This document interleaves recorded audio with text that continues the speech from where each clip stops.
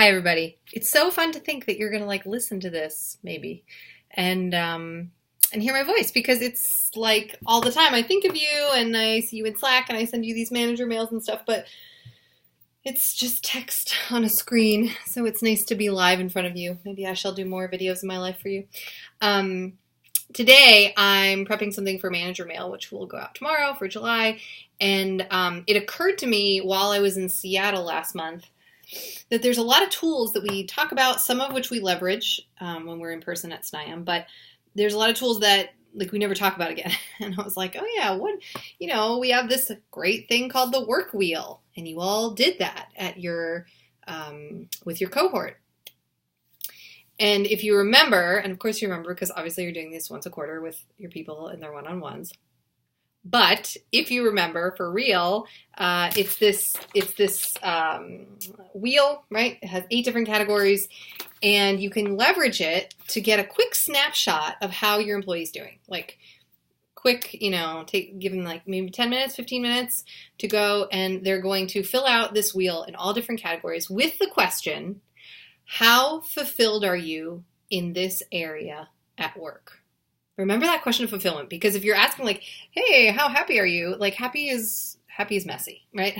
Fulfillment is something that has some teeth in it and that we can work on and that you can provide solutions to or help coach them through what steps they might take to increase that number. So I just want to talk you through that tool again today, because if you haven't done it in a while, it might be, it's halfway through the year, it might be a good time to do it. Okay, so I will attach it somehow in this manager mail, but just as a reminder, it looks like this. Right? And there's 8 different categories. And so what you ask them to do is rate them from 1 to 10. How fulfilled are you in this area at work? And what they bring back will really look very lopsided if they're a normal human being. Okay. And you can reassure them of that ahead of time, because a lot of times we get this sort of type A student personality, oh God, I've got to be 9s all around, or whatever it is, that's BS, as we all know. So give them full permission to just really say, how fulfilled do you feel in this area of work? And I did a little sample here for you of how I'm feeling today about my work and lately. And so as you can see, I've got some that are a little less fulfilled than others, right? Classically, mission purpose is always very high for me. I mean, as it should be, because it's literally my own business. And collaboration is usually pretty low for me because, I love Holly and I see her from time to time in person, but it's not like I'm in an office with a bunch of people talking about the TV we watched last night, right? For an extrovert, it's hard for me to always have a high number there. So in any event, you've got these numbers, and then the next step, and I would sort of ask them to do this before they come to the one-on-one, because then you don't eat up that precious time together. Okay, so the next step when they come to you is you will invite them and you will say, which one do you want to talk about today? Do not go right for the lowest one and say, let's amp up this score. And also don't go right for the highest one, but genuinely ask, which one do you want to talk about today, right? And whatever they bring to you, the sort of first piece of work is to find out, what does that number mean to them? So let's say they say, okay, well, work-life balance is a 7. What does a 7 look like in work-life balance, right? Have them lay out, well, it's good in this way, it's not good in this way. A 7 to me means that I'm getting enough sleep, or whatever the detail is.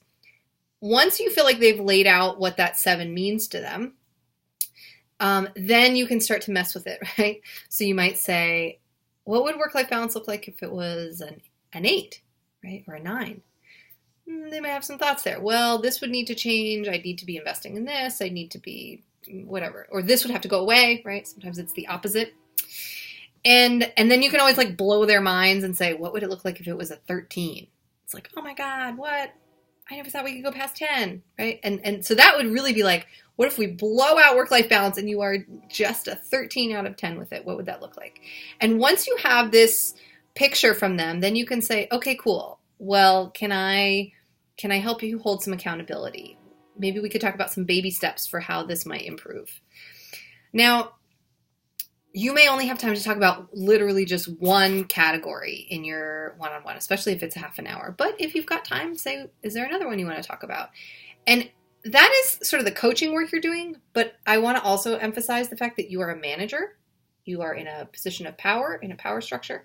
And so also be noticing, if all your people are having very low numbers on support, TikTok, what's going on? What are we doing organizationally? What's the dynamic underneath this? If everybody really needs some opportunities to do growth and development, maybe you start pursuing a webinar or something that you can do all together, half-day workshop, something like that.